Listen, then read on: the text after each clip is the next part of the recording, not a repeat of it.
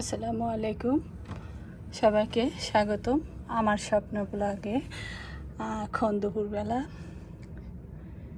তো আমি আমার গাছগুলো একটু দেখছি। বেশ কিছুদিন হলো আমি গাছের কাছে আসতে পারি না, সময়ের অভাবে গাছগুলোতে একটু ঠিকমতো পরিচর্যা করা হচ্ছে না।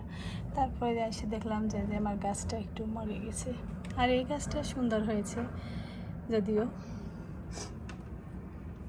এই যে একটা গাছ, এটার পাতাগুলোও সুন্দর হয়েছে, কিন্তু গাছগুলোর পাতা কেমন যেন মলিন হয়ে গেছে।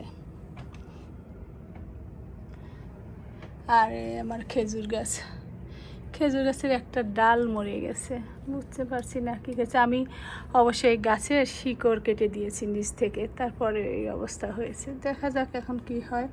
খেজুর গাছটা আছে এখানে, যে লেবু গাছ। আর এর দেখেন বাতের শাক হয়েছে কত, এই একটা মানে ফেলে দিতে মায়া লাগে। মনে হয় যে সবুজ পাতা হয়ে আছে, থাক, যে কয়দিন রাখা যায় রাখি।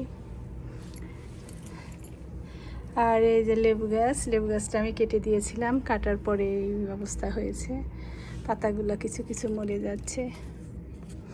আসলে একটু যত্ন কম পড়লেই কেমন যেন হয়ে যায়। এখানে আর একটা লেবু গাছ আছে, এটা আছে, ভালোই আছে। এটা ওদের পুষি নিচ্ছে, সবগুলো কেমন যেন একটু একটু মলিন হয়ে গেছে। আর এখানে একটা তুলসী গাছটাও ভালোই আছে। ওটা তুলসী গাছের নিচে দেখছেন, ওটা আনারস গাছ।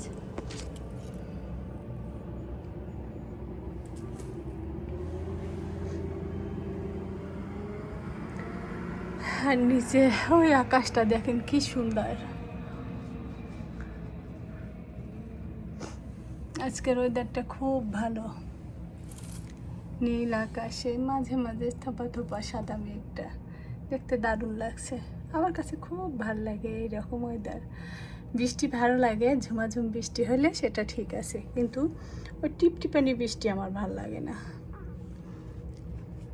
মনে হয় ঝুমঝুম করে 1-2 ঘন্টা বৃষ্টি হবে, বৃষ্টি হয়ে থেমে যাবে, আকাশ পরিষ্কার হয়ে যাবে, তবেই।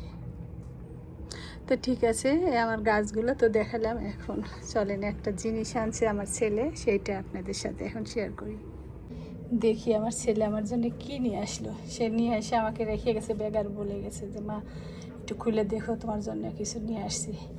তো এখন খুলছি, খুলে দেখি। ও মা, এটা একটা এগ প্যান নিয়ে আসছে। কী দিয়ে কী কেনে ও, সব সময় হাঁড়ি পাতিলও কিনে নিয়ে আসে আমার জন্য। আর এই যে দেখেন, নিয়ে আসছে কাঁঠাল। ও জানে আমি কাঁঠাল পছন্দ করি, এই জন্য কাঁঠাল নিয়ে আসছে। হয়তো আপনারা দেখে মনে করবেন যে কাটা কাঁঠাল কেন। আসলে কয়েকটা কারণে কাটা কাঁঠাল আনা হয়।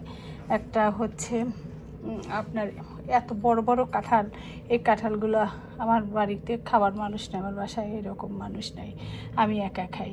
আর সবচাইতে বেশি ইম্পর্টেন্ট যেটা, সেটা হচ্ছে হলো আস্ত কাঁঠাল যখনই নিয়ে আসছি তখনই কোনো না কোনো সমস্যা, মানে একটা কাঁঠালে একটা রোয়াও ছিল না। আবার দেখা যায় যে ছোট ছোট কেবল অপাত্তি এরকম থাকে। কারণ আমার বাসায় আমি একা খাই আর আমার মেয়ে একটু খায়, এই জন্যে সবসময় আমরা অত বড় কাঁঠাল কিনি না, যে ছোটো কাঁঠালই কিনি।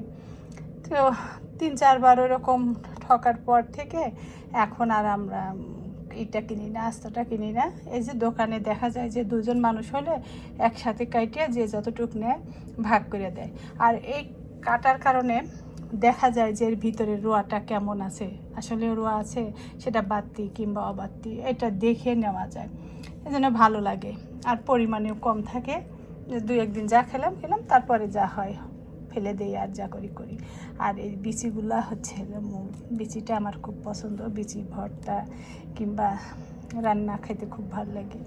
তো আমি এখন এটা খুলে দেখি রোয়ার কেমন আছে।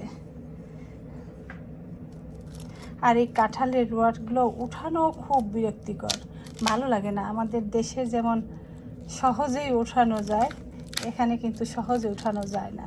দেখেন কত কষ্ট করে এগুলো যে উঠাইতে হয়, হাত দিয়ে তো উঠানোই যায় না। আমি আগের ভ্যাকসিনটা ছিঁড়ে নিলাম, এখানে ভ্যাকসিন দিয়ে দিয়ে মোড়ানো আছে পেপার দিয়ে। এ পাশ ও পাশের থেকে কাটিয়ে নিতে হয়, না হলে উঠানো যায় না। এই যে এদিকে কাটলাম, আবার এই যে এখানে কোতের সাথেও লেগে আছে। এটাকে আমাদের এলাকায় কোতা বলে, আর এটাকে ভোসরা বলে। তো যাই হোক, এই যে কাটলাম। আর এর রোয়া কিন্তু নরম হয় না, চাইলে রোয়া। যারা চাবা খাইতে পছন্দ করে তাদের জন্য এটা। আর এই কাঁঠাল দিয়ে মুড়ি কিংবা পান্তা ভাত খাইতে ভালো লাগে না, আমার কাছে নরমটা বেশি ভালো লাগে। তো যাই হোক, দেখি কেমন মিষ্টি।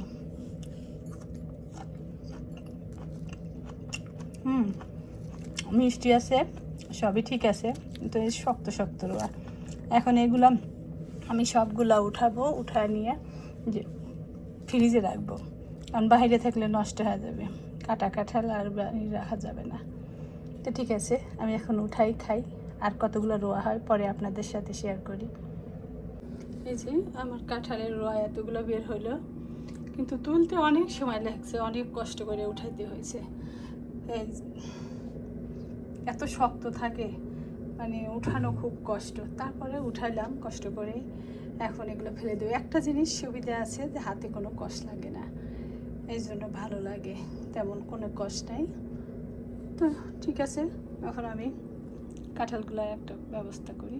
ওকে, আল্লাহ হাফেজ, ভালো থাকবেন সবাই।